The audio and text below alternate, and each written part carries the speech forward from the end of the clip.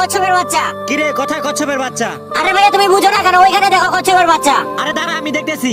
ওই যে ভাইয়া ওইখানে পুকুরের মাঝে ছোট্ট একটা কচ্ছপের বাচ্চা।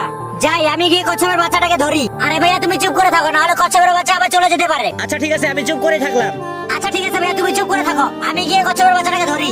আরে ভাইয়া কচ্ছপের বাচ্চা তো পানিতে চলে গেল। চলে তো যাবেই, তুই যেমন করতেছিস। এখন ভাইয়া কি করা যায়, কচ্ছপের বাচ্চা তো চলেই গেল।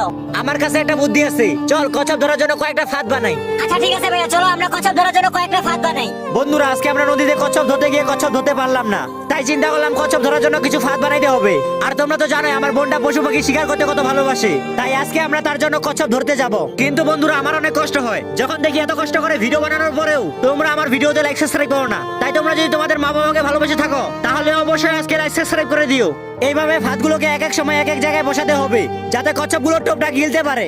বন্ধুরা, পার্ট 2 দেখতে চাইলে অবশ্যই কমেন্ট করে পার্ট 2 লিখে জানাইও। আমরা কতগুলো কচ্ছপ